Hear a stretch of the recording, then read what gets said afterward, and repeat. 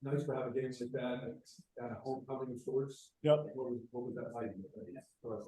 Just a good atmosphere. Coming into it, knowing I was going to be home and have a lot of people here watching. So be able to come out and execute and do some things well was really exciting. A little pressure on you? Did you feel it all, or was it more exciting? I'd say more excitement. Just happy to be back home and be able to put on a little show in front of my people.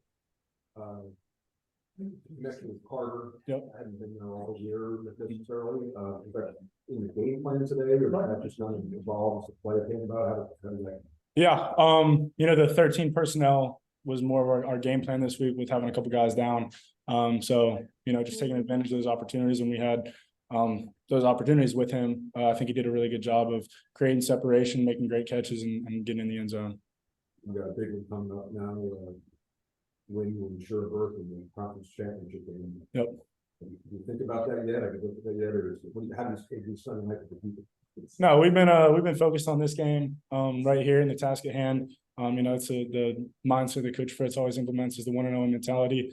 And we're going to celebrate this win. We're going to enjoy it, and then tomorrow we're going to come back in. We're going to watch our film, do little things, try to fix up some of the little details, and then get rolling on UTSA. Michael Pratt, I noticed today that you and your team, you basically just let the game come to you. You didn't force anything. Where does that come from? I think it comes from experience first, but then also just the coaching. The game plan that they've put in and putting us in position to be successful. I credit that to all my coaches and all my guys, my offensive line giving me a lot of time back there, and my receivers doing a great job. Creating separation and running great routes. Now, when you guys were up 24-0 over FAU, what was the mindset going into that? Did you think that it was necessary to slow the game down, or did you guys want to just keep it on? What are you guys thinking about that? No, we were just trying to keep rolling.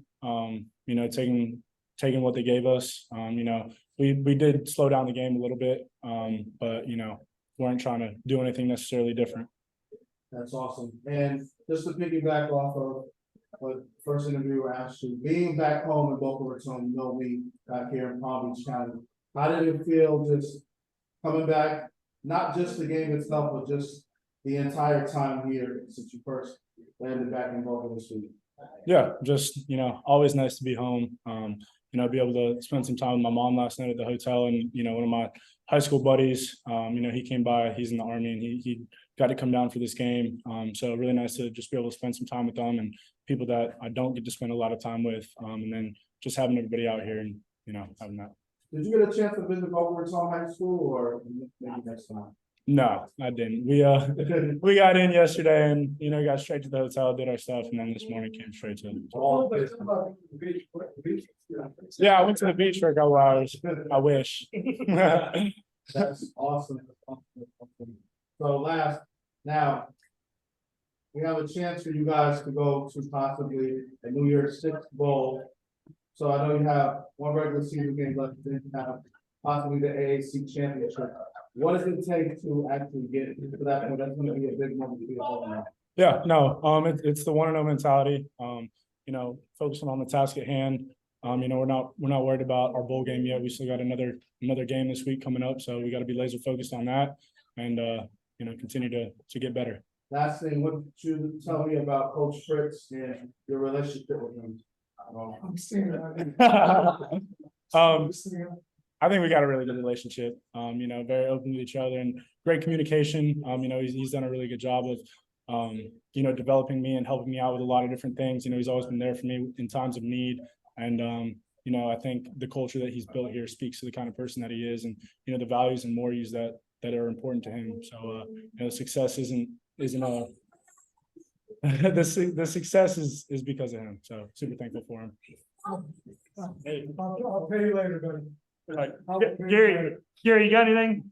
Yeah, I do. Michael, first of all, what does it mean to be the career passing leader? Yeah. What was that? What does it mean to you? You're now the Tulane's all-time passing leader. And you actually, I don't know, you did it on a actually picture perfect pass to Yolkeith down the sidelines, but what does that mean to you to be the all-time passing leader? I think it's pretty cool. But I think it means more to me to be 1-0 today and come out with a W. That's what matters.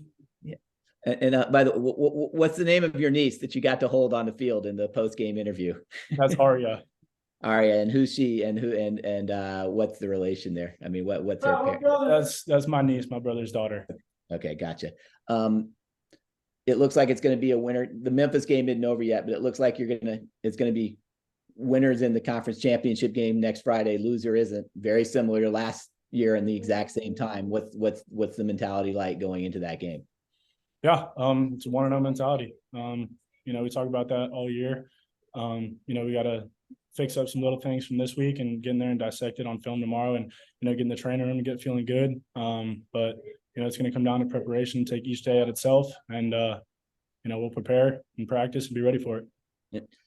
Chris Brazel had a huge drive there, 3 straight completions. Just how much has he improved from last year? Just leaps. Just what is it like having him in the lineup to throw to when a lot of your other guys weren't available today? Yeah, no, he's done a phenomenal job. You know, that all started in the off season. You know, him just coming and being more locked in and being more intentional in everything that he did.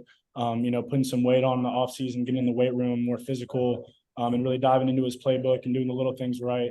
So, you know, it's something that we talked about all throughout the off season, was that he's, you know, fixing to have a breakout year, and you know, he's just continued to get better and better throughout the weeks, and just super proud of that guy. Winning is what matters, but it did feel good not to have to sweat out the last couple of minutes and have to convert. Yeah, that was nice. Thank you. Appreciate it. Awesome. Michael, real quick, can I get him for one? Go ahead. Yeah. So obviously every week is about being 1-0, but how important is it to kind of be rolling the way that you are, and even your victories have come in different ways, but that battle tested going into a big matchup like next week against UTSA, like how important is that?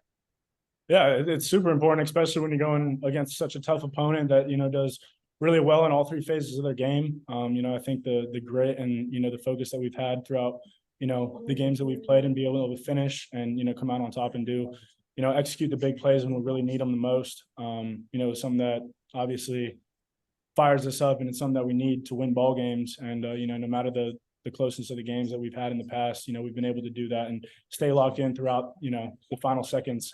But, you know, we got to come out and we got to do the little things right. We got to execute our plays and take advantage of our opportunities, you know, because it is going to be a dogfight this week. So, you know, starts tomorrow, starts in the training room, starts in the film room. So we're fired up. All right, guys. Thank you. Thank you. I